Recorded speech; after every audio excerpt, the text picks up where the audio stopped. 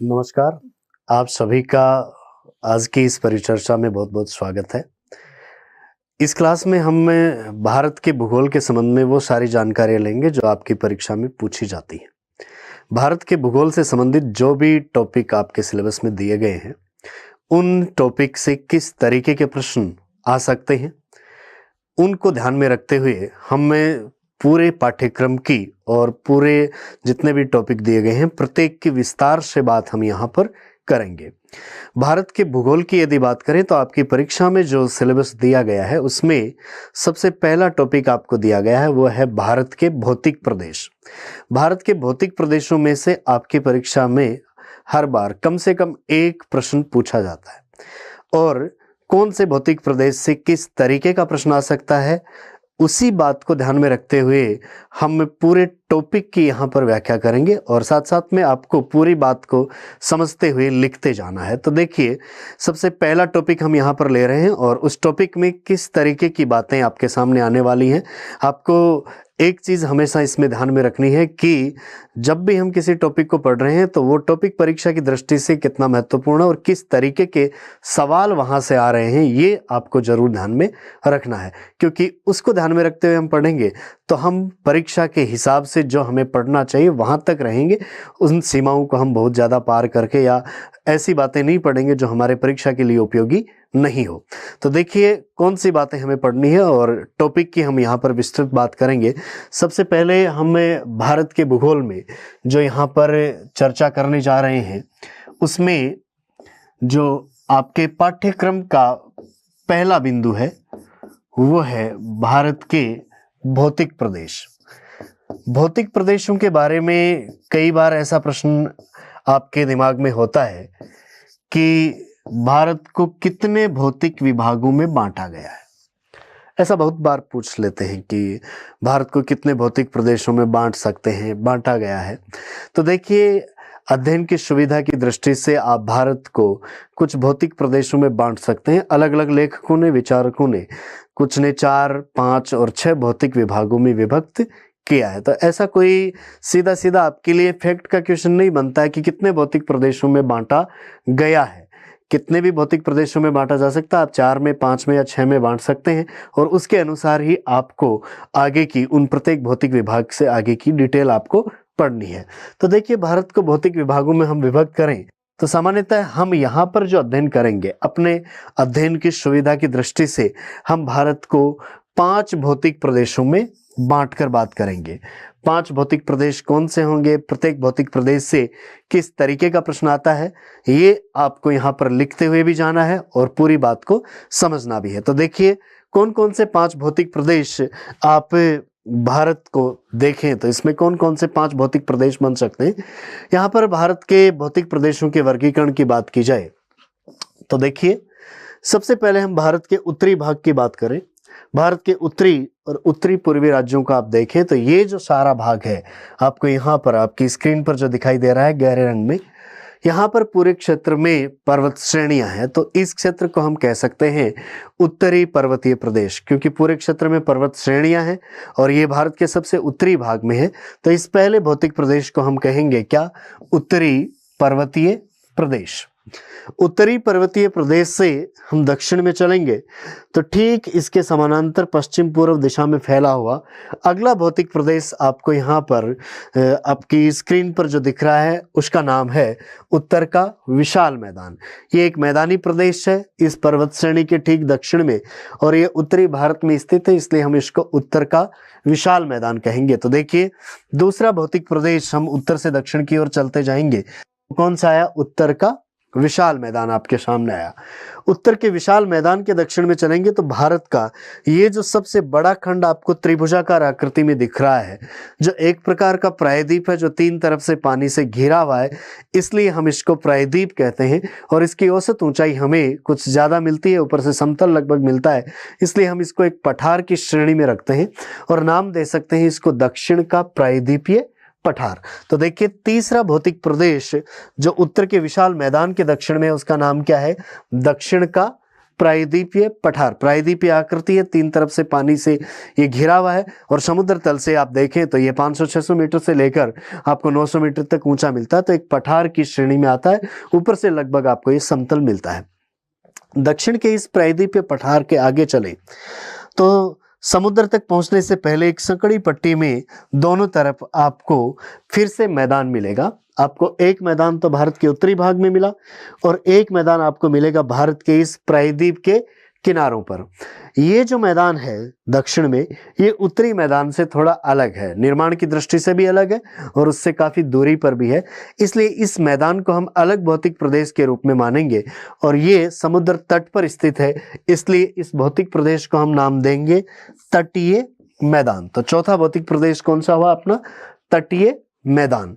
तटीय मैदानों से आगे चलेंगे तो समुद्र में आपको दोनों तरफ, इधर बंगाल की खाड़ी में और इधर अरब सागर में, कुछ द्वीप देखने को मिलेंगे जिनको आप एक अलग भौतिक प्रदेश कह सकते हैं, द्वीप समूह है।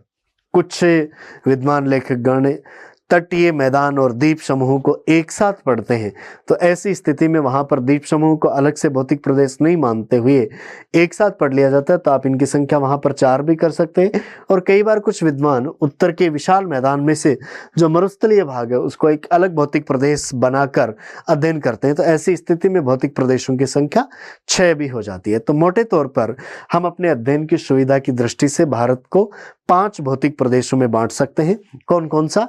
सबसे उत्तर में उत्तरी पर्वतीय प्रदेश, उसके दक्षिण में उत्तर का विशाल मैदान, उसके दक्षिण में दक्षिण का प्रायद्वीपीय पठार, प्रायद्वीपीय पठार के किनारों पर तटीय मैदान और समुद्र में मिलते हैं हमें द्वीप समूह। एक एक की हमें विस्तार से यहाँ पर बात करनी होगी। आप अपना आज का हेडिंग डाल लीजिए भारत के भौतिक प्रदेश। और भारत के भौतिक प्रदेशों में लिखना क्या है, तो देखिए मोटे तौर पे हमें जो बातें लिखनी है उनमें सबसे पहली बात हम करेंगे भारत के भौतिक प्रदेशों के विभाजन की। यदि हम बात करें, भौतिक प्रदेश क्या होता है जिसमें एक जैसी भौतिक संरचनाएं आपको देखने को मिलती है, उसे हम एक भौतिक प्रदेश के रूप में बांट सकते हैं। तो इन भौतिक विशेषताओं को देखते हुए भारत को हम 5 भागों में बांटेंगे। तो लिखिए, आपका जो पहला पॉइंट है वो नोट कीजिए, भारत को भौतिक विशेषताओं के आधार पर, भारत को भौतिक विशेषताओं के आधार पर 5 भौतिक प्रदेशों में, 5 भौतिक प्रदेशों में विभक्त किया जा सकता है। 5 भौतिक प्रदेशों में विभक्त किया जा सकता है। कौन कौन से 5 भौतिक प्रदेश हैं? तो उस श्रेणी में देखिए, सबसे पहला लिखिए, 1 नंबर लगा के लिखिए, उत्तरी पर्वतीय प्रदेश। सबसे पहला भौतिक प्रदेश लिखिए उत्तरी पर्वतीय प्रदेश। उसके बाद में नेक्स्ट लिखिए 2 नंबर, उत्तर का विशाल मैदान। दूसरा भौतिक विभाग लिखिए उत्तर का विशाल मैदान। नेक्स्ट तीसरा भौतिक विभाग लिखिए दक्षिण का प्रायद्वीपीय पठार। दक्षिण का प्रायद्वीपीय पठार। चौथा भौतिक विभाग लिखिए तटीय मैदान। चौथा विभाग लिखिए तटीय मैदान। और 5वां विभाग लिखिए द्वीप समूह। 5वें भौतिक विभाग का नाम लिखिए द्वीप समूह। अब देखिए, आज की इस अपनी परिचर्चा में हम पहले भौतिक प्रदेश की बात करेंगे, कौन से की? उत्तरी पर्वतीय प्रदेश। तो आज की अपनी सारी जो विस्तार से बात होगी वो उत्तरी पर्वतीय प्रदेश पर होगी। आज का अपना हेडिंग डाल लीजिए उत्तरी पर्वतीय प्रदेश। पहले भौतिक खंड की हम बात कर लेते हैं, उत्तरी पर्वतीय प्रदेश। अब देखिए, इस उत्तरी पर्वतीय प्रदेश की हम बात करेंगे, ये आपका आज का अपना पहला भौतिक प्रदेश है, उत्तर का पर्वतीय प्रदेश। उत्तरी पर्वतीय प्रदेश का विस्तार देखिए, सबसे पहले हम बात करें तो देखिए ये भारत के उत्तरी और उत्तरी पूर्वी राज्यों में लगभग 5 लाख वर्ग किलोमीटर क्षेत्रफल में फैली हुई पर्वत श्रेणी के रूप में देखने को मिलता है। यहाँ पर इस उत्तरी पर्वतीय प्रदेश में आपको कई प्रकार की जो पर्वत श्रेणियां मिलती हैं, उनके आधार पर हम इसको अलग अलग खंडों में बांट सकते हैं। यहाँ पर विस्तार इसका देखा जाए तो देखिए, इस क्षेत्र में आप देखेंगे यहाँ पर लद्दाख, जम्मू कश्मीर, हिमाचल प्रदेश, यहाँ आगे चलेंगे उत्तराखंड, उसके बाद में ये आ गया नेपाल, फिर सिक्किम, उसके आगे चलेंगे तो भूटान, और फिर भारत के उत्तरी पूर्वी राज्यों में मिलाकर ये सारी उत्तरी पर्वतीय प्रदेश फैला हुआ है। अब इस उत्तरी पर्वतीय प्रदेश से आपको परीक्षा में किस तरीके के प्रश्न आते हैं? सामान्यतः किसी पर्वत चोटी का प्रश्न आ जाता है, कई बार किसी दर्रे का प्रश्न आ जाता है, किसी हिमानी या ग्लेशियर का प्रश्न पूछ लिया जाता है। इस तरीके की बातें आपको यहाँ से पूछी जा सकती है। तो उत्तरी पर्वतीय प्रदेश में हम अपने अध्ययन की दृष्टि से इसको कुछ उपभागों में बांटेंगे और प्रत्येक उपभाग या प्रत्येक श्रेणी का वहां पर हम विस्तार से वर्णन करेंगे। उत्तरी पर्वतीय प्रदेश का विस्तार की हमें बात करनी है, इसकी उत्पत्ति की हमें बात करनी है, तो सबसे पहला पॉइंट जो परीक्षा की दृष्टि से आपके लिए महत्वपूर्ण हो सकता है, वहां से हम बात करते हुए चलेंगे। हेडिंग डालिए, उत्तरी पर्वतीय प्रदेश।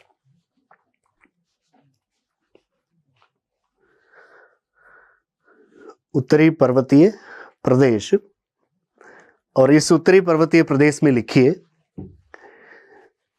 ये है भारत के उत्तरी व उत्तरी पूर्वी राज्यों में, उत्तरी व उत्तरी पूर्वी राज्यों में 5 लाख वर्ग किलोमीटर क्षेत्रफल में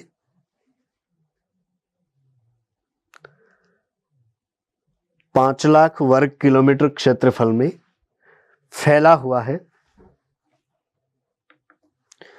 5 लाख वर्ग किलोमीटर क्षेत्रफल में फैला हुआ है। अगला बिंदु लिखिए, इसका विस्तार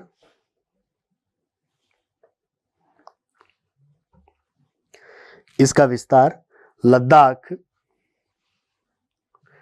जम्मू कश्मीर, हिमाचल प्रदेश, लद्दाख, जम्मू कश्मीर, हिमाचल प्रदेश, उत्तराखंड,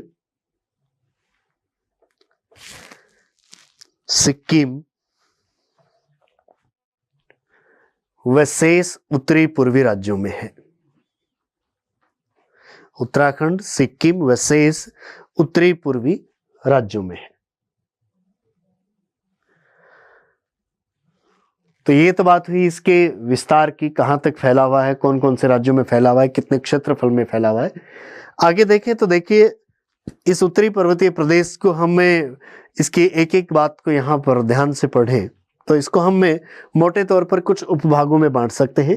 उत्तरी पर्वतीय प्रदेश का जो सबसे उत्तरी भाग है, इस सबसे उत्तरी भाग को हम नाम देते हैं ट्रांस हिमालय। सबसे उत्तरी भाग को कहा जाएगा क्या? ट्रांस हिमालय। ट्रांस हिमालय के दक्षिण में चलेंगे तो यहां पर देखिए एक लंबी श्रेणी के रूप में पश्चिम से लेकर पूर्व तक ये सारा जो भाग फैला हुआ है, इसका नाम है क्या? हिमालय। ये सारा का सारा फैला हुआ है हिमालय। तो सबसे उत्तर में है कौन सा? ट्रांस हिमालय क्षेत्र। ये सारा ट्रांस हिमालय के दक्षिण में चलेंगे तो ये सारा है हिमालय, जिसकी 3 समानांतर पर्वत श्रेणियां हैं। और उसके आगे चलेंगे तो उत्तरी पूर्वी राज्यों में आपको यहां पर मिलती हैं, वो है क्या? पूर्वांचल की पहाड़ियां। तो इस उत्तरी पर्वतीय प्रदेश को आप मोटे तौर पर 3 भागों में बांट सकते हैं। सबसे पहला सबसे उत्तरी भाग है जिसका नाम है क्या? ट्रांस हिमालय। दूसरा ट्रांस हिमालय के दक्षिण में जो भाग है उसका नाम है हिमालय।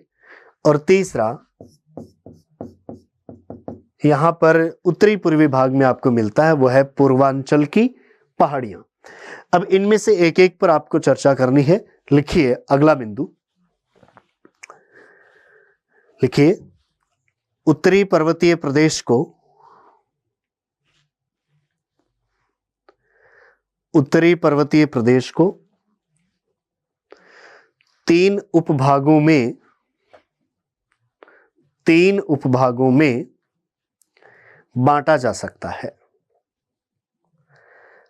उत्तरी पर्वतीय प्रदेश को 3 उपभागों में बांटा जा सकता है। कौन कौन से 3 उपभाग है, नाम लिख लीजिए। सबसे पहला नाम लिखिए ट्रांस हिमालय। सबसे पहला नाम लिखिए कौन सा? ट्रांस हिमालय, जो सबसे उत्तर में यहां पर फैला हुआ है। किसके रूप में? काराकोरम, लद्दाख, जास्कर, कैलाश, इनके रूप में। तो लिखिए सबसे पहला नाम ट्रांस हिमालय। ट्रांस हिमालय के दक्षिण में चलेंगे तो दूसरा खंड है, उसका नाम लिखिए हिमालय। दूसरा लिखिए हिमालय। और हिमालय में देखिए यहां पर 3 पर्वत श्रेणियां आपको मिलेंगी, महान हिमालय, लघु हिमालय और शिवालिक। उसके बाद में पहला हमने लिखा यहां पर ट्रांस हिमालय, दूसरा लिखा हिमालय, और तीसरा जो भाग है वह है पूर्वांचल की पहाड़ियां। तीसरा लिखिए पूर्वांचल की पहाड़ियां। तीसरे भाग का नाम लिखिए पूर्वांचल की पहाड़ियां। तो देखिए उत्तरी पर्वतीय प्रदेश के हमने मोटे तौर पर 3 भाग कर लिए हैं, ट्रांस हिमालय, हिमालय और तीसरा पूर्वांचल की पहाड़ियां। अब सबसे पहले हम जानकारी लेंगे किसकी? ट्रांस हिमालय की। ट्रांस हिमालय कहां पर है, कौन सी उसमें पर्वत श्रेणियां हैं, कौन सी उसमें पर्वत चोटियां हैं, कौन से ग्लेशियर हैं, कौन से दर्रे हैं, वहां पर क्या क्या प्रश्न आपके सामने बनते हैं वो देखने हैं। तो सबसे पहले देखिए उत्तरी भाग है ट्रांस हिमालय। इस ट्रांस हिमालय को हम देखें तो ये अवसादी चट्टानों का बना हुआ है, जो कि आपको टर्शियरी काल से लेकर प्री कैम्ब्रियन काल तक की यहाँ पर देखने को मिल जाती हैं। और इस क्षेत्र में आपको यहाँ पर जो 4 मुख्य पर्वत श्रेणियां मिलेंगी उनकी अवस्थिति की देखिए सबसे उत्तर में यहाँ पर ये जो पर्वत श्रेणी है इसका नाम है काराकोरम। सबसे महत्वपूर्ण यही पर्वत श्रेणी है यहाँ पर ट्रांस हिमालय के क्षेत्र में। सबसे उत्तरी भाग में जो पर्वत श्रेणी है उसका नाम है काराकोरम। काराकोरम से थोड़ा दक्षिण में चलेंगे तो दूसरी पर्वत श्रेणी है, उसका नाम है क्या? लद्दाख। लद्दाख से थोड़ा दक्षिण में चलेंगे तो तीसरी पर्वत श्रेणी है, उसका नाम है क्या? जास्कर। और जास्कर से आगे चलेंगे तो यहाँ पर तिब्बत के इस क्षेत्र में आपको देखने को मिलेगी कौन सी? कैलाश। तो कुल मिलाकर यहाँ पर देखा जाए तो ट्रांस हिमालय क्षेत्र में 4 पर्वत श्रेणियां आपको देखने को मिलती हैं। प्रश्न यहां से पूछा जाता है कि निम्न में से कौन सी एक पर्वत श्रेणी ट्रांस हिमालय क्षेत्र की नहीं है, या कौन सी एक पर्वत श्रेणी ट्रांस हिमालय क्षेत्र की है। तो ट्रांस हिमालय क्षेत्र में आपको 4 नाम ध्यान में रखने हैं, और ये पर्वत श्रेणियां लगभग फैली हुई है किस दिशा में? पश्चिम पूर्व दिशा में इनका विन्यास है। और उत्तर से दक्षिण की ओर चलते आए तो सबसे पहले कौन सी आ रही है? काराकोरम आ रही है, फिर आ रही है लद्दाख, लद्दाख के बाद में आ रही है जास्कर, और जास्कर के भी दक्षिण में आ रही है कौन सी? कैलाश। कई बार ये क्रम पूछ लिया जाता है कि उत्तर से दक्षिण की ओर चलें या दक्षिण से उत्तर की ओर चलेंगे तो कौन सी पर्वत श्रेणी आएंगी। तो देखिए ट्रांस हिमालय की हम यहाँ पर बात कर लेते हैं एक एक पर्वत श्रेणी की। तो ट्रांस हिमालय में सबसे उत्तर में काराकोरम, उसके दक्षिण में लद्दाख, उसके दक्षिण में जास्कर और सबसे दक्षिण में कैलाश। यदि हम दक्षिण से उत्तर की ओर चलें तो सबसे पहले कौन सी? कैलाश, उसके बाद में जास्कर, उससे ऊपर चलेंगे लद्दाख और उससे ऊपर चलेंगे तो काराकोरम। ये 4 पर्वत श्रेणियों के आपको नाम ध्यान में रखने हैं। पहला प्रश्न तो बहुत आसान सा आपको यहीं से पूछ लिया जाता है कि कौन सी एक पर्वत श्रेणी ट्रांस हिमालय की है या कौन सी एक पर्वत श्रेणी ट्रांस हिमालय की नहीं है। इस तरीके का प्रश्न पूछा जाता है। दूसरा ये भी पूछा जाता है कि उत्तर से दक्षिण की ओर चलें तो ट्रांस हिमालय की पर्वत श्रेणियों का सही क्रम क्या है, या दक्षिण से उत्तर की ओर चलें तो इनका सही क्रम क्या है। तो आप अपना हेडिंग डालिए ट्रांस हिमालय। सबसे पहले हम ट्रांस हिमालय के संबंध में बात करेंगे। लिखिए ट्रांस हिमालय, और ट्रांस हिमालय के सामने लिखिए इसमें पूर्व पश्चिम दिशा में फैली, इसमें पूर्व पश्चिम दिशा में फैली 4 प्रमुख पर्वत श्रेणियां हैं।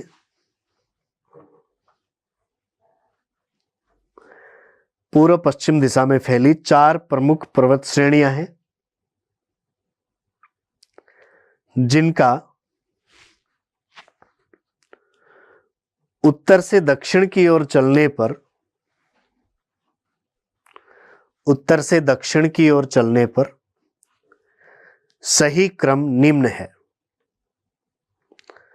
उत्तर से दक्षिण की ओर चलने पर सही क्रम निम्न है। तो उत्तर से दक्षिण की ओर चलने पर क्या क्रम है उनका देखिए।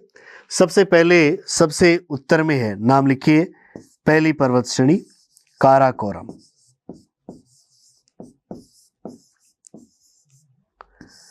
सबसे पहला नाम लिखिए काराकोरम। काराकोरम के बाद काराकोरम के दक्षिण में जो दूसरी पर्वत श्रेणी है उसका नाम लिखिए, दूसरी है लद्दाख। पहले काराकोरम और दूसरी लिखिए कौन सी, लद्दाख। लद्दाख के बाद में लद्दाख के दक्षिण में जो तीसरी पर्वत श्रेणी है उसका नाम लिखिए जास्कर। तीसरी पर्वत श्रेणी लिखिए जास्कर। और जास्कर के दक्षिण में जो तिब्बत क्षेत्र में है चौथी पर्वत श्रेणी, उसका नाम लिखिए कैलाश। तो 4 पर्वत श्रेणी के आपने यहां पर नाम लिखे ट्रांस हिमालय क्षेत्र में। पहली सबसे उत्तर में कौन सी, काराकोरम, उसके दक्षिण में लद्दाख, उसके दक्षिण में जास्कर और उसके दक्षिण में कौन सी, कैलाश। ये 4 मुख्य पर्वत श्रेणियां हैं। दूसरा प्रश्न आपको यहाँ पर जो ट्रांस हिमालय क्षेत्र से पूछा जाता है वो कई बार पर्वत चोटियों का प्रश्न भी आपको यहाँ पर कर लिया जाता है। तो इस ट्रांस हिमालय के एरिया में, इस एरिया में कौन सी महत्वपूर्ण चोटियां हैं उनका एक प्रश्न आपको यहाँ पर देखते हुए चलना है। तो देखिए ट्रांस हिमालय की प्रमुख चोटियों की हम यहाँ पर बात करेंगे। ये देखिए आपके सामने अब आपकी स्क्रीन पर केवल ट्रांस हिमालय का क्षेत्र दिख रहा है और ट्रांस हिमालय के इस क्षेत्र में सबसे उत्तर में ये जो पर्वत श्रेणी दिख रही है कौन सी, काराकोरम। काराकोरम के दक्षिण में ये है लद्दाख, लद्दाख के दक्षिण में ये है जास्कर और ये है कैलाश। तो देखिए सबसे उत्तर में ये काराकोरम, उसके दक्षिण में ये लद्दाख, उसके दक्षिण में ये जास्कर और उससे आगे चलेंगे तो तिब्बत की और ये कौन सी पर्वत श्रेणी है, कैलाश। अब इस एरिया में सबसे ऊंची पर्वत चोटियां कौन सी है, क्योंकि यहां पर कई बार प्रश्न पूछा जाता है ट्रांस हिमालय की प्रमुख पर्वत चोटियों से पूछा जाता है। तो 3-4 चोटियों के आपको नाम ध्यान में रखने हैं। ऊंचाई यहां से बहुत ज्यादा नहीं पूछी जाती है। इस पूरे एरिया में देखें तो देखिए काराकोरम बहुत ऊंची पर्वत श्रेणी है और काराकोरम में यहां पर ये जो चोटी आपको दिख रही है इसका नाम है गॉडविन ऑस्टिन, या हम कह सकते हैं क्या, K2। गॉडविन ऑस्टिन या K2 जिसकी ऊंचाई है 8611 मीटर। कितनी है, 8611 मीटर ऊंची है। और ये इस पूरे ट्रांस हिमालय क्षेत्र में देखा जाए तो आपको यहां पर भारत में सबसे ऊंची चोटी का प्रश्न कई बार पूछा जाता है। तो यहां पर सबसे ऊंची चोटी है गॉडविन ऑस्टिन या जिसको हम कह सकते हैं K2, जिसकी ऊंचाई है कितनी, 8611 मीटर। यह भारत की सबसे ऊंची चोटी है, लेकिन ये है पाक अधिकृत कश्मीर के हिस्से में है। ये जो एरिया है इसको हम POK के नाम से जानते हैं। तो देखिए इस पर अधिकार जो है वो पाक का है, पाक अधिकृत कश्मीर हम इसको कहते हैं। लेकिन भारत का जो संपूर्ण मानचित्र है उसकी दृष्टि से देखा जाए तो ये भारत के हिस्से में हुई और गॉडविन ऑस्टिन को हम भारत की सबसे ऊंची चोटी मानते हैं। गॉडविन ऑस्टिन के दोनों तरफ देखें तो मासेरब्रूम और गैसेरब्रूम ये भी महत्वपूर्ण चोटियां हैं। ऊंचाई इनकी ज्यादातर नहीं पूछी जाती है।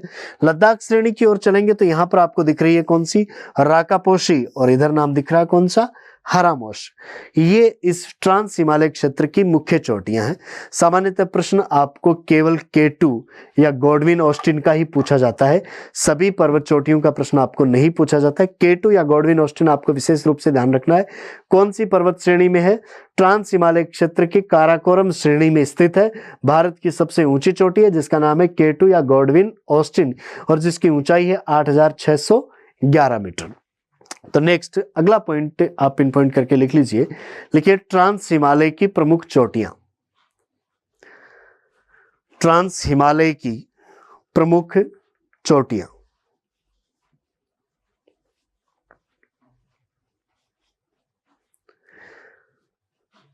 सबसे पहला नाम लिखिए गॉडविन ऑस्टिन, गॉडविन ऑस्टिन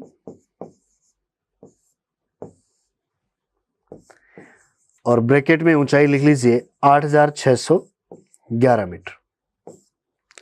सबसे पहली चोटी का नाम लिख लीजिए गॉडविन ऑस्टिन या K2 8,611 मीटर। और सामने लिख लीजिए भारत की सबसे ऊंची चोटी,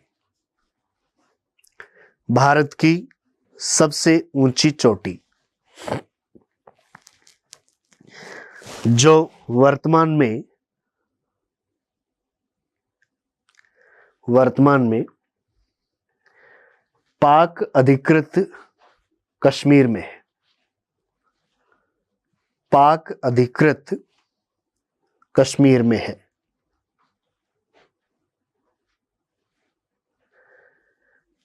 गॉडविन ऑस्टिन सबसे ऊंची है, इसलिए प्रश्न भी ज्यादातर इसी का आपको पूछा जाता है। और इसके अलावा हम बात करें तो देखिए अन्य चोटियों में नाम आता है, उनकी आपको सामान्यतः ऊंचाई नहीं पूछी जाती है वैसे।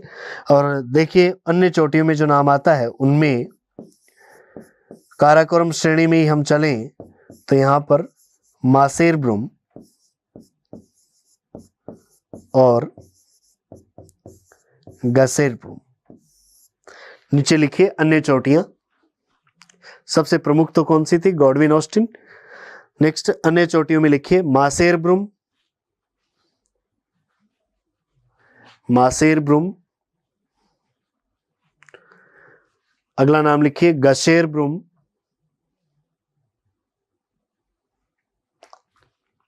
गशेरब्रुम। इनसे थोड़ा सा हम पश्चिम की ओर चलेंगे तो आगे आपको लद्दाख क्षेत्र में जो मिलती हैं उनमें हारामोश,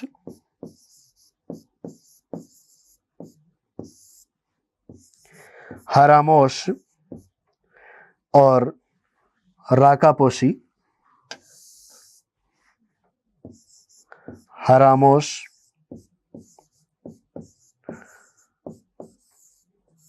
और राकापोशी। तो देखिए सबसे प्रमुख चोटी के रूप में नाम लिख लीजिए गॉडविन ऑस्टिन या K2, जिसकी ऊंचाई 8,611 मीटर है, भारत की सबसे ऊंची चोटी है और जो वर्तमान में पाक अधिकृत कश्मीर में है। अन्य चोटियों में मासेरब्रुम, गशेरब्रुम, हारामोश और राकापोशी। कई बार ऐसा प्रश्न कर लिया जाता है कि निम्न में से कौन सी एक चोटी ट्रांस हिमालय क्षेत्र की नहीं है या ट्रांस हिमालय क्षेत्र की है। तो वैसे तो बहुत ज्यादा चोटियां हैं यहाँ पर, लेकिन सबके बारे में हमें नहीं पढ़ना है। ये 3-4 महत्वपूर्ण, इसलिए इनके नाम देख लीजिए, मासेरब्रुम, गशेरब्रुम, हारामोश और राकापोशी। इस एरिया में हम बात करें तो लद्दाख क्षेत्र में जो सबसे ऊंची चोटी मिलती है लद्दाख श्रेणी की, वो कौन सी है? राकापोशी। तो इस तरीके का प्रश्न हो जाए कि लद्दाख श्रेणी की सबसे ऊंची चोटी कौन सी है इनमें से, तो कौन सी है? राकापोशी। तो नीचे लिख लीजिए एक बिंदु, लद्दाख श्रेणी की सबसे ऊंची चोटी, लद्दाख श्रेणी की सबसे ऊंची चोटी राकापोशी है।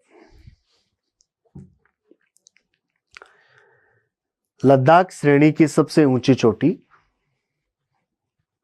राकापोशी है।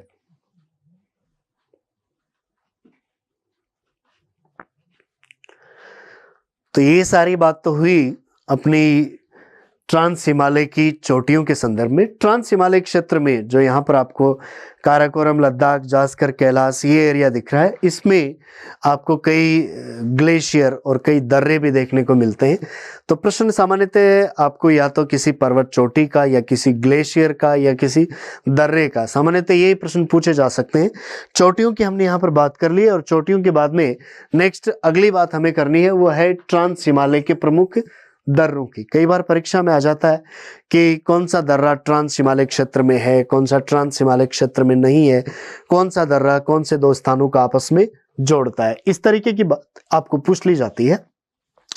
ये जो ट्रांस हिमालय का क्षेत्र ये अधिकतर आपको लद्दाख में मिलता है और यहाँ पर कौन कौन से प्रमुख दर्रे हैं उनकी हमें यहाँ पर बात करनी है। तो देखिए ट्रांस हिमालय के प्रमुख दर्रों में सबसे उत्तरी भाग में हम देखेंगे काराकोरम श्रेणी में, तो यहां पर प्रमुख दर्रों में नाम आता है इधर खुंजेराब,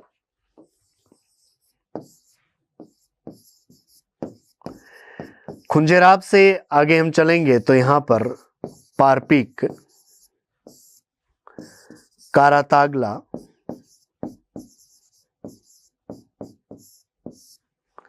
अघिल, ये कुछ मुख्य दर्रे हैं जो इससे लद्दाख के इस क्षेत्र को ऊपर की तरफ इन देशों से जोड़ते हैं। और इस एरिया में चलेंगे तो यहाँ पर जो देश हैं उन देशों को हम कह सकते हैं मध्य एशिया के देश, यहाँ पर किर्गिस्तान, ताजिकिस्तान, उज्बेकिस्तान, तुर्कमेनिस्तान, इन देशों की ओर जाएंगे तो इन देशों को हम कहते हैं मध्य एशिया के देश। और उनकी तरफ से जोड़ने वाले हमें जो रास्ते मिलते हैं उनमें खुंजेराब, पारपीक, कारातागला, अघिल, ये सारे नाम मिलते हैं।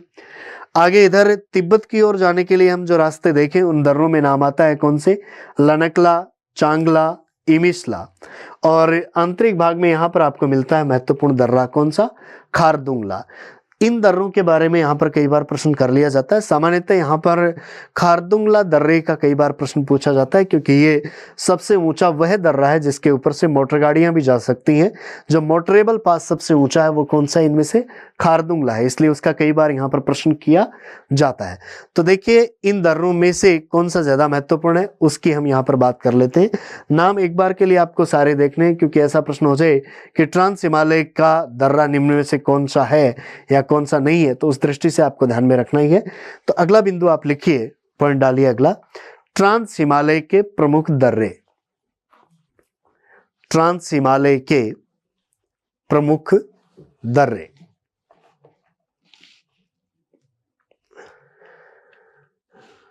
ट्रांस हिमालय के प्रमुख दर्रों में सबसे पहले हम 4 नामों की बात करेंगे। तो पहला नाम लिखिए खुंजेराब। खुंजेराब,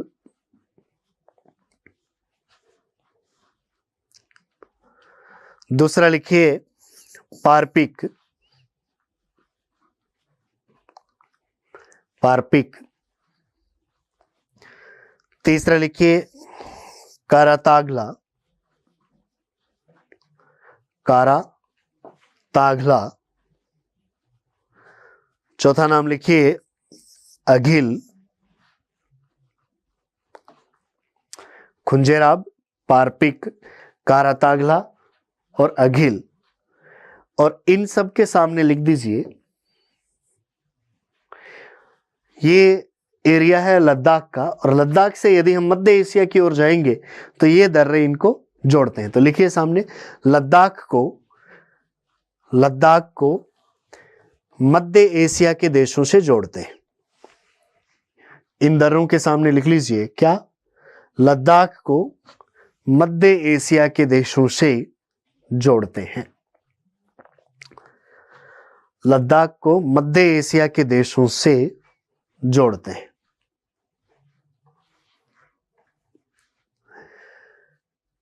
ये बात हुई काराकोरम श्रेणी की ओर स्थित इन दर्रों की। यहां से हम आगे चले तो देखिए पूर्व में यहाँ पर तिब्बत की ओर जाने का जो हमें रास्ता मिलता है वो कौन से दर्रों से होकर मिलता है।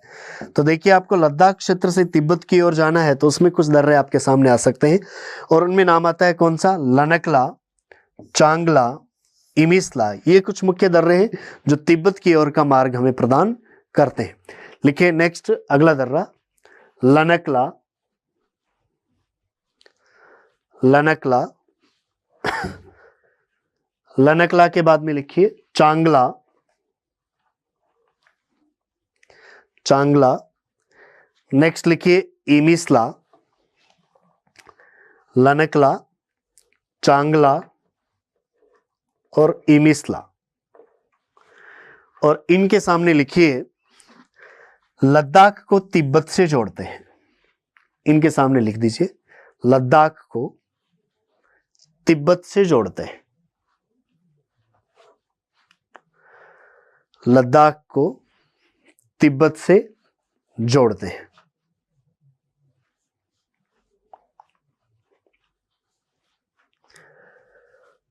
ये बात हुई तिब्बत की ओर जोड़ने वाले दर्रों के बारे में। और नेक्स्ट यहां पर एक जो दर्रा है सबसे ज्यादा महत्वपूर्ण जिसका नाम है कौन सा, खारदुंगला।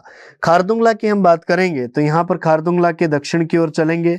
यहां पर तो स्थित है कौन सी जगह, लेह। लेह से हम ऊपर की ओर चलेंगे तो यहां पर एक नदी बहती है और इस नदी का नाम है नुब्रा। तो नुब्रा नदी की घाटी की ओर हमें जाना है लेह से, तो कौन सा दर्रा जोड़ता है हमें, खारदुंगला दर्रा जोड़ता है। नुब्रा है वो शौक की सहायक नदी है और शौक सिंधु की सहायक नदी है। तो कुल मिलाकर इसका पानी भी कहां पर पहुंचता है, सिंधु नदी में पहुंचता है। देखिए आपके सामने 2 पॉइंट होंगे, लेह से ऊपर की ओर जाना है कौन सी नदी की घाटी की ओर, नुब्रा घाटी की ओर। तो बीच में जो आपके सामने दर्रा आएगा उस दर्रे का नाम है कौन सा? खारदुंगला। ये सबसे ऊंचा मोटरेबल पास है जिसके ऊपर से मोटर गाड़ियां जा सकती है। ऐसा सर्वाधिक ऊंचाई वाला दर्रा है। लिखिए अगले दर्रे का नाम खारदुंगला। खारदुंगला।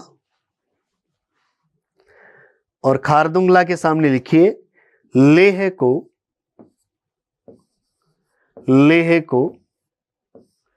नुब्रा घाटी से,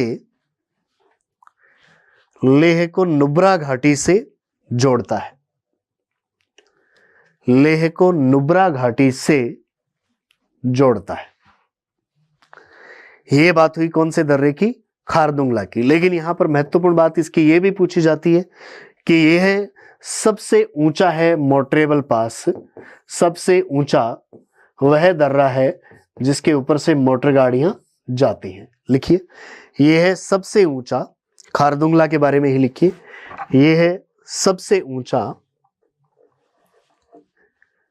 मोटर गाड़ी जाने योग्य दर्रा है। यह है सबसे ऊंचा मोटर गाड़ी जाने योग्य दर्रा है। तो देखिए ट्रांस हिमालय क्षेत्र में हमें कुछ दर्रे तो ऊपर की ओर मिले। कौन से? खुंजेरा, पारपिक, कारातागला, अघिल, जो मध्य एशिया से जोड़ने का काम करते हैं। इधर मिले लनकला, चांगला, इमिसला, जो कि तिब्बत से जोड़ने का काम करते हैं। और यहाँ पर बीच में हमें मिला कौन सा? खारदुंगला, जो लेह को नुब्रा घाटी से जोड़ता है। इनमें से सबसे इंपॉर्टेंट खारदुंगला है जिसका प्रश्न आपको सबसे ज्यादा पूछा जाता है, जो कि लेह को किससे जोड़ रहा है? नुब्रा घाटी से जोड़ने का काम कर रहा है। तो नेक्स्ट यहां पर अगली बात हम करें, ट्रांस हिमालय क्षेत्र में हमने सबसे पहले पर्वत चोटियों की बात की, कौन कौन सी मुख्य चोटियां, उसके बाद में हमने दर्रों की बात की। कई बार ट्रांस हिमालय क्षेत्र से किसी हिमानी या ग्लेशियर का प्रश्न भी आ जाता है, तो कौन कौन सी हिमानी या ग्लेशियर यहाँ पर प्रमुख हैं उनके बारे में हम देखते हैं। नेक्स्ट अगली बात जो आपको पूछी जा सकती है यहाँ से, वो क्या पूछी जा सकती है? ट्रांस हिमालय में कौन कौन से मुख्य ग्लेशियर हैं, कौन कौन सी हिमानी है? ऐसे पर्वतीय क्षेत्रों में स्थित ऐसे विशाल बर्फीले क्षेत्र जहां पर लगभग हमेशा बर्फ जमी रहती है, उनको हम हिमानी या ग्लेशियर की संज्ञा देते हैं। तो देखिए इस ट्रांस हिमालय क्षेत्र में आपको बहुत सारे ग्लेशियर देखने को मिलेंगे। यहाँ पर ये लगभग एक प्रकार का बर्फीला मरुस्थल जैसा है जहां पर वनस्पति आपको नहीं मिलती है और बर्फ के विशाल खंड आपको यहाँ पर देखने को मिल जाते हैं। इस एरिया में हम देखेंगे तो कुछ मुख्य ग्लेशियर आपको देखने को मिलते हैं, जिनमें सबसे महत्वपूर्ण नाम सियाचिन का आता है और यहीं से ही बहुत ज्यादा बार आपको प्रश्न पूछा जाता है। सियाचिन इस एरिया का बहुत महत्वपूर्ण ग्लेशियर है जो यहाँ पर लद्दाख के आपको इस उत्तरी पूर्वी भाग में देखने को मिलता है। ये एरिया है सियाचिन का। सियाचिन के अलावा इधर चलेंगे तो ये रीमो, बाल्टेरो, बियाफो, हिस्पार, ये कुछ मुख्य ग्लेशियर आपको इस ट्रांस हिमालय रीजन में देखने को मिलते हैं। तो सियाचिन के अलावा कौन कौन से मुख्य ग्लेशियर मिल जाते हैं उनमें नाम आता है, रीमो का नाम हम ले सकते हैं, रीमो के अलावा बाल्टेरो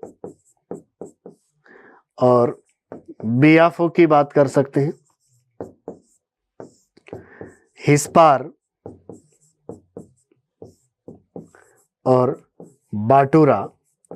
ये कुछ प्रमुख ग्लेशियर हैं जो आपको ट्रांस हिमालय की इस एरिया में मिलते हैं। कई बार ऐसा प्रश्न होता है कि निम्न में से कौन सा एक ग्लेशियर ट्रांस हिमालय क्षेत्र में स्थित है या कौन सा ग्लेशियर ट्रांस हिमालय क्षेत्र में नहीं है। लगभग इसी तरीके का प्रश्न आपको यहाँ से पूछा जाता है, क्योंकि कुछ ग्लेशियर जो हैं वो महान हिमालय श्रेणी में भी आपको आगे चलकर मिलेंगे, तो उनसे अंतर करवा कर पूछा जाता है कि ट्रांस हिमालय का ग्लेशियर कौन सा है। और उनमें से भी ज्यादातर प्रश्न आता है किसका? सियाचिन का, क्योंकि सियाचिन ये इस लद्दाख के एरिया में स्थित सबसे बड़े ग्लेशियर के रूप में आपको देखने को मिलता है। लिखिए अगला बिंदु, ट्रांस हिमालय के प्रमुख ग्लेशियर। ट्रांस हिमालय के प्रमुख ग्लेशियर, लिखिए नाम, सियाचिन, सियाचिन, रीमो, बाल्टेरो, सियाचिन, रीमो, बाल्टेरो, बियाफो हिस्पार, हिस्पार और बाटूरा, ये सारे मुख्य ग्लेशियर हैं किसके? ट्रांस हिमालय क्षेत्र के। तो देखिए हमने आज के इस टॉपिक में जो बात की वो भारत के भौतिक प्रदेशों में सबसे पहले भौतिक प्रदेश की हमने चर्चा शुरू की, जिसका नाम है उत्तरी पर्वतीय प्रदेश। और उत्तरी पर्वतीय प्रदेश के हमने 3 भाग किए, ट्रांस हिमालय, हिमालय और पूर्वांचल की पहाड़ियां। उनमें से सबसे पहले आज की अपनी जो जानकारी थी वो किस पर थी? ट्रांस हिमालय क्षेत्र में थी। ट्रांस हिमालय कहाँ पर है, कौन कौन सी उसमें पर्वत श्रेणियां हैं, ट्रांस हिमालय क्षेत्र में कौन सी मुख्य चोटियां हैं, कौन से दर्रे हैं और कौन से ग्लेशियर हैं। जो सारी बातें आपको परीक्षाओं में पूछी जाती हैं उनके संबंध में हमने यहाँ पर बात की। तो देखिए भारत के भौतिक प्रदेशों में सबसे पहले आज की चर्चा में हमने बात की थी उत्तरी पर्वतीय प्रदेश की, और उत्तरी पर्वतीय प्रदेश को हमने 3 भागों में बांटा। सबसे उत्तरी भाग को हमने नाम दिया क्या? ट्रांस हिमालय। उसके दक्षिण में 3 पर्वत श्रेणियां हैं, वो किसकी? हिमालय की। और सबसे पूर्वी भाग को हमने कह दिया क्या? पूर्वांचल की पहाड़ियां। अब यहां पर देखिए ट्रांस हिमालय क्षेत्र में आपको सबसे उत्तर में ये जो पर्वत श्रेणी मिली इसका नाम है क्या? काराकोरम। सबसे उत्तरी पर्वत श्रेणी कौन सी है ट्रांस हिमालय की? वो है काराकोरम। काराकोरम के दक्षिण में देखा तो यहाँ ये दूसरी पर्वत श्रेणी आपको मिली कौन सी? लद्दाख। लद्दाख के दक्षिण में देखें तो ये तीसरी पर्वत श्रेणी आपको मिली कौन सी? जास्कर। और जास्कर से आगे चलेंगे तो दक्षिण पूर्व में इधर तिब्बत की ओर मिली कौन सी? कैलाश। इनका कई बार क्रम पूछा जाता है, उत्तर से दक्षिण की ओर और दक्षिण से उत्तर की ओर। ट्रांस हिमालय की इन प्रमुख पर्वत श्रेणियों में मुख्य पर्वत चोटियां कौन सी हैं?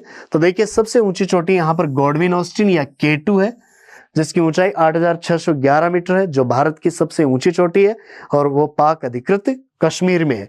आसपास की अन्य चोटियां देखें तो मासेरब्रुम, गैसेरब्रुम, इधर राकापोसी और हरामोश है। राकापोसी इस लद्दाख श्रेणी की आपको सबसे ऊंची चोटी के रूप में देखने को मिलती है। इस चोटियों के बाद में हमने अगली बात की थी ट्रांस हिमालय के प्रमुख दर्रों की। तो दर्रों में देखा जाए तो उत्तर में खुंजेराब, पारपिक, कारातागला, अघिल जो कि लद्दाख को मध्य एशिया से जोड़ने का काम करते हैं। इस तरफ लनकला, चांगला, इमिसला जो कि लद्दाख को तिब्बत से जोड़ने का काम करते हैं। और यहाँ पर बीच में आपको मिला है खारदुंगला जो कि लेह को नुब्रा घाटी से जोड़ने का काम करता है, जो कि भारत का सबसे ऊंचा मोटरेबल दर्रा, मोटरेबल पास के रूप में जाना जाता है। इन ट्रांस हिमालय के प्रमुख दर्रों के बाद में अगली बात की हमने ट्रांस हिमालय के प्रमुख ग्लेशियर की, जिनमें सियाचिन, रीमो, बियाफो, बाल्टेरो, हिस्पार, बाटूरा ये सब नाम आए। और इनमें से सबसे महत्वपूर्ण ग्लेशियर सियाचिन है, जिसके बारे में कई बार प्रश्न किया जाता है कि कौन सा ग्लेशियर ट्रांस हिमालय क्षेत्र का है, कौन सा ग्लेशियर ट्रांस हिमालय क्षेत्र का नहीं है। ये सारी बातें आपको यहाँ से पूछी जाती हैं। तो ये सारी की सारी चर्चा थी भारत के उत्तरी पर्वतीय प्रदेश में पहले भाग ट्रांस हिमालय की। ट्रांस हिमालय के बाद में अगली क्लास में हम बात करेंगे हिमालय पर्वतीय प्रदेश की, जिसमें 3 पर्वत श्रेणियां आपको मिलेंगी, महान हिमालय, लघु हिमालय और शिवालिक। तीनों पर्वत श्रेणियों की चर्चा करेंगे। और हिमालय के बाद में तीसरा जो अपना खंड रहेगा वो होगा पूर्वांचल की पहाड़ियां। इन सबको मिलाकर उत्तरी पर्वतीय प्रदेश को संपूर्ण भौतिक विभाग के रूप में हम पढ़ पाएंगे। तब तक के लिए धन्यवाद।